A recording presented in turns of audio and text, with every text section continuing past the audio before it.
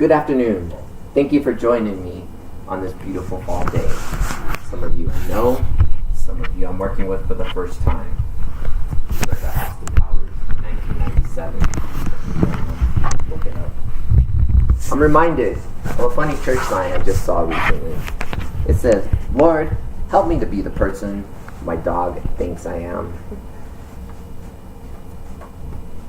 I'm here today to talk about my personal journey of faith. To quote George Michael, you gotta have faith, the faith, the faith. Each person's journey is different. Mine started May 1st, 1978, in a hospital room in Boston, Massachusetts. Don't worry, I'll spare you the details of my infant and toddler years. But I grew up in a Christian home. I learned about God. I went to Sunday school and church on Sundays. In my adolescence, I went to youth group. I'd like to take this moment to give a shout out to Brian Howard, my youth pastor. Now, while I was a good kid, I'm sure that others of my peers kept your hands full. But I was a Sunday Christian. I lived like the world Monday through Saturday. I never fully made my faith my own. In college, I knew the truth and I knew what was right, but I chose not to do it. I was easily persuaded, and when given the option of church, I opted not to go. I did my own thing. I pursued my own passions and desires. I made very bad choices and decisions. I had very bad relationships, and I chased things that God would not approve of, until finally, God had me on my knees. Shortly after starting to go back to church, I met my wife, Jessica. She happens to be with us in the audience this evening, this afternoon. I think she's beautiful, don't you? But I'm biased. We started dating in November. We were engaged in December, and we were married in January. Not the premarital advice that we would give young couples these days. But we did get married 12 days before I left for basic. I will tell you this. Her influence on my life has made me a better man, a better husband, and a better father. I value her wisdom and her guidance above any other man. After getting married, we became involved in our church that we grew up in.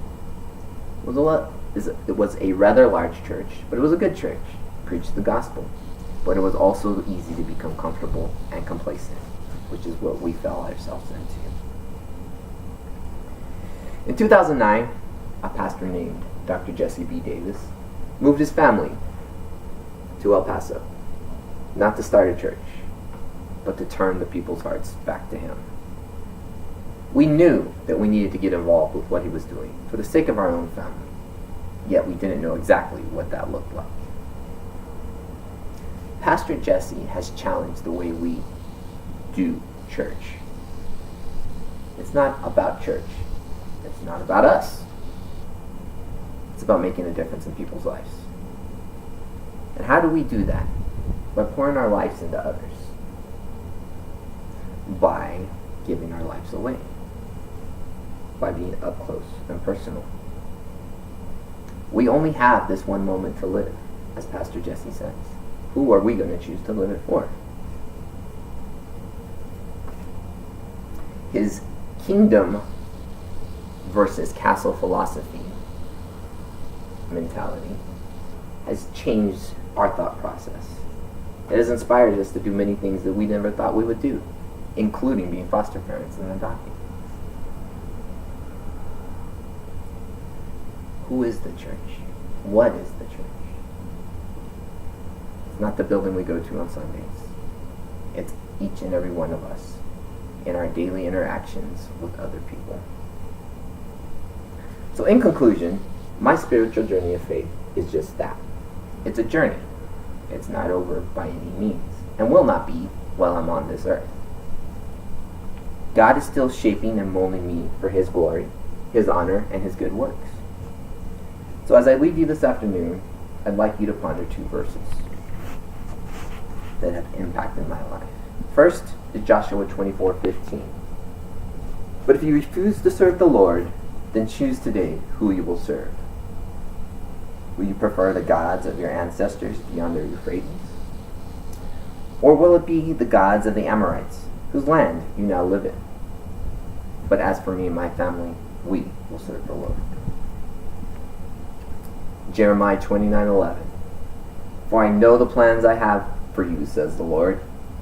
They are plans for good and not for disaster, to give you a future and a hope. Thank you for your time. Thank you for your attention. God bless.